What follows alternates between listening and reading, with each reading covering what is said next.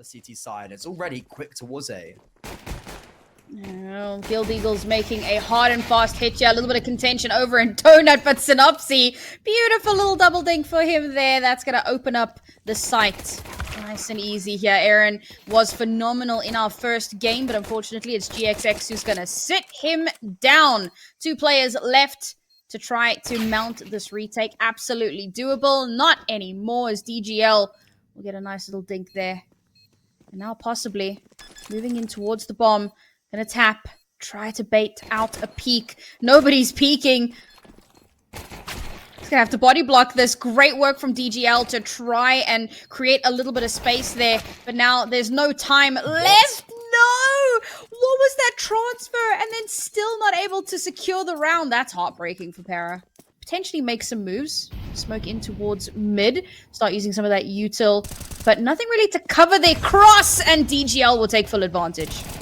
Yeah, he does eat a nade, but it does not matter because he's done a lot of damage in response. One flat throw finally brings him down to the grave and takes revenge onto his teammates, but it's a little bit too little too late. And a lumbered spear on the Camion will be his downfall. These grenades have hit their targets, but unfortunately, the utility apart from the HUs have actually been their downfall in this round. To that AWP, high risk, potentially high reward, if he can make it sing and get some full value out of it. And he just has as well. Aaron left on an iceberg, but a flashbang that he threw just before he died actually saves him. That's lovely. I thought Aaron was a dead man walking there. I thought that a lovely combination between GXX and the rifles was all they needed. But as soon as that opening kill does come in, the whole round comes tumbling down. Because in the meantime, DGL also is able to get 2 towards middle. It'll be relatively quick.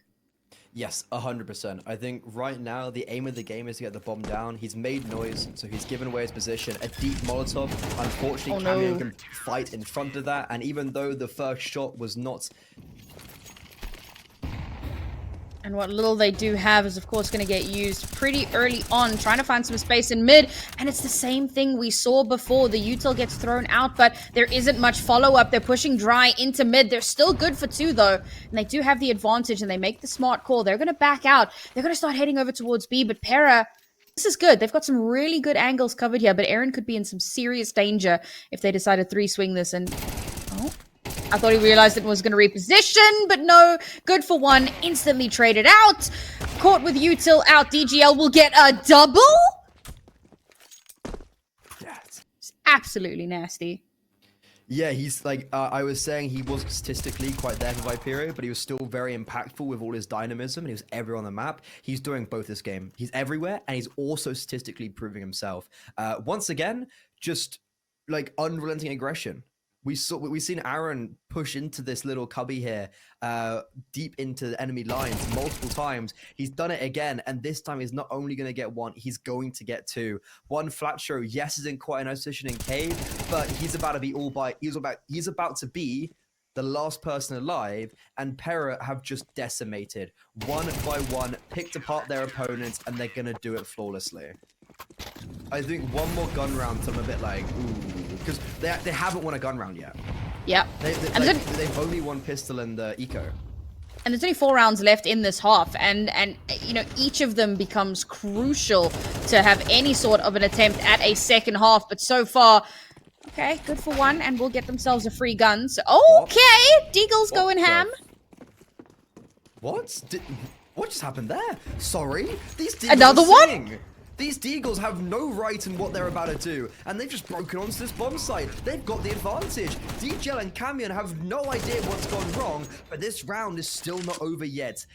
2 versus 2. Camion coming up from ramp, DGL from short, and both these players are boxed onto this bomb site, but their heads are being rocked. And Guild, they're flying. They're singing the sweet song of death, and 1 by 1, they're plucking down their opponents. And DGL's just going to have to hold on to the AWP. And hangs around for a little too long. Like, he gets the first and then holds a spray unnecessarily. And I was... do as well. Glass cannon for GXX. Pera unrelenting. And still on their util game. Okay, nice little trade there.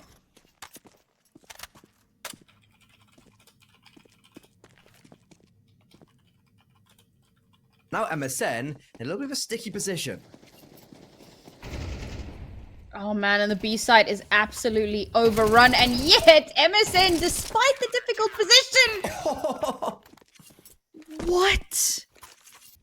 And they have no real way to garner any map control. They have to try fight and break open this B bomb site with those Molotovs and with a spam like that.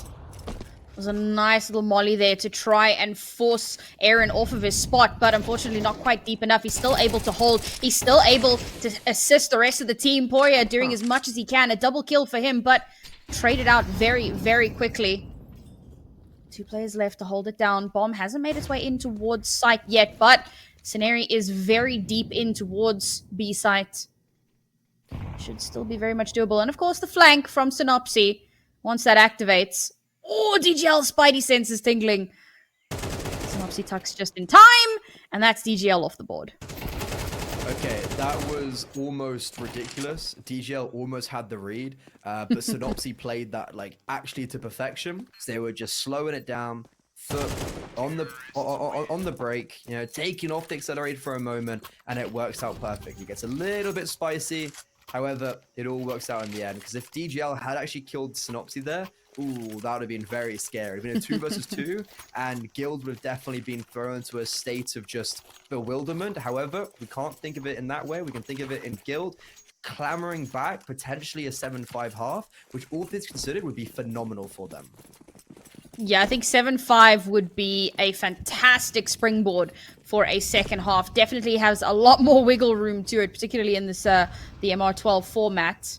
Look at this absolute util spam from Pera, followed up by a beautiful little kill onto Porio, but the util will be returned. The fire will come back in their direction as GX is going to get one. But Poria just left completely unchecked. Backside, backed up by Aaron. Scenarii, last player left alive in the hopes and dreams of a 7-5 half. Slowly trickling away. Luckily, Scenarii still does have control of the bomb. He can start to rotate, and Pera have not clocked onto it just yet.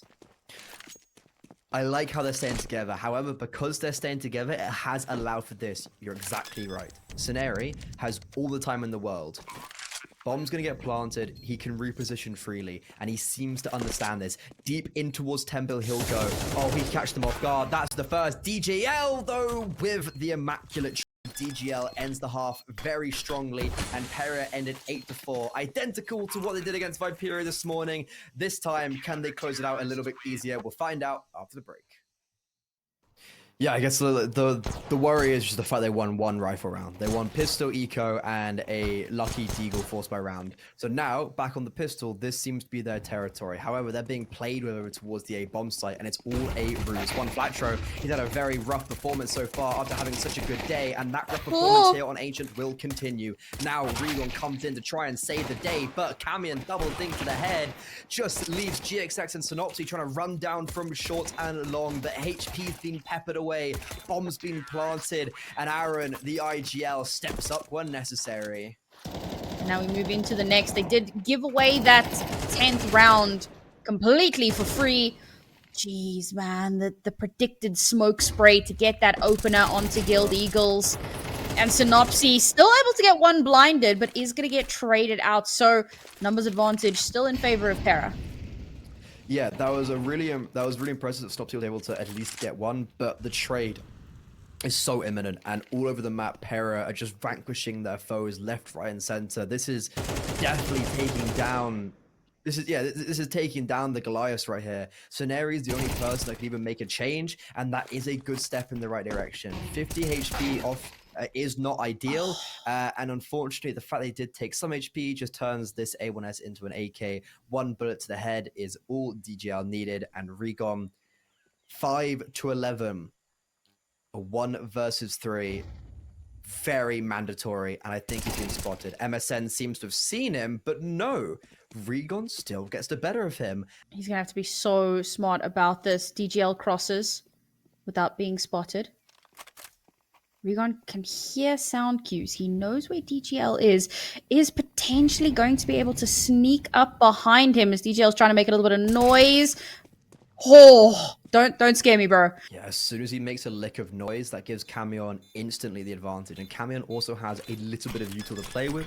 Regon's going to try to use his. A smoke, and Camion also is none the wiser to his kit. So as he's spraying the smoke, Regon swings in.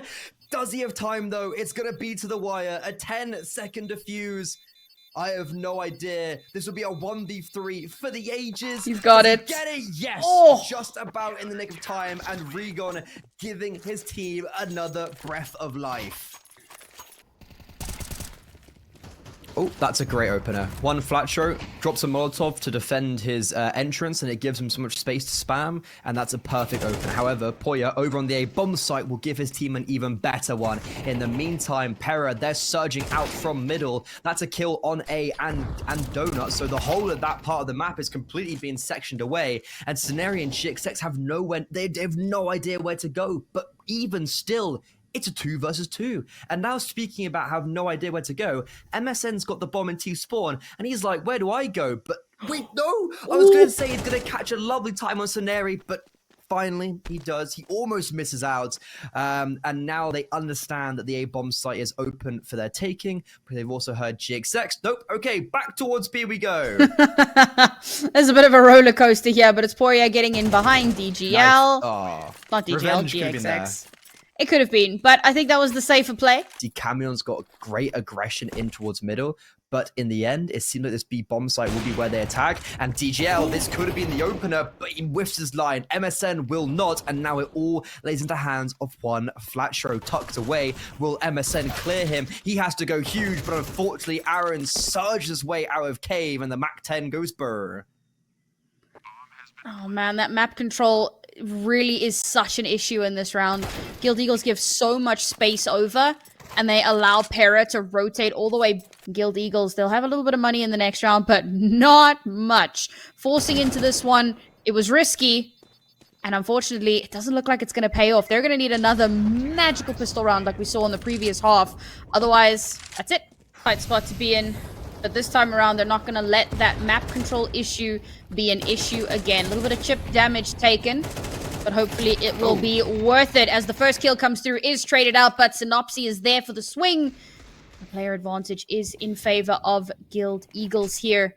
We've seen what they can do with pistols. MP9 good for one, but not for the double, as MSN will trade it out somehow. With such a janky bite. No, it doesn't check the corner. 2 versus 2. And it's just pistols. We know what Guild Eagles can do with a Deagle. Can they make it happen here? They're in such a disadvantageous position. The timing. The timing. Oh, it's his favorite scenario so much. MSN drops the bomb, and that's an AK put into the hands. And with the bomb down, DGL. The issue is he takes one shot here, and the next person swings, but no! What is that from Scenario? Oh, he almost gave the game away. Swings just completely unnecessarily, and almost gives DGL enough time to... I will say this is very similar to the round that they ended up beating Viperio on. So maybe they can make the miracle happen as the first shot rings through onto Synopsy, who was the clincher in the previous round. Taken him off the board entirely. Now GXX has information of at least 2 players. Molly does not connect, so he's in a great spot to get the trade-off onto Aaron. That's going to force the rotation through, but they've posted up Kaiman. He's in such a good spot to catch rotations. They are watching for him. Look at all the space. Oh, no! No! Oh! He still gets the kill, but he's traded. He shouldn't have been traded there. Like, he should have had the ability to get both kills there, but because he kind of whiffs his line a little bit, that's going to be his downfall. But Camion comes in, saves the day, hold the spray, but no, not for the third. However, I think it's most certainly enough. Regon, he saved his team once before. Can he do it again? Spotted out, swings in, and DGL puts him into dust. Pera take down Goliath, and Pera go 2-1 going into the next day. What a round, and truly a game of...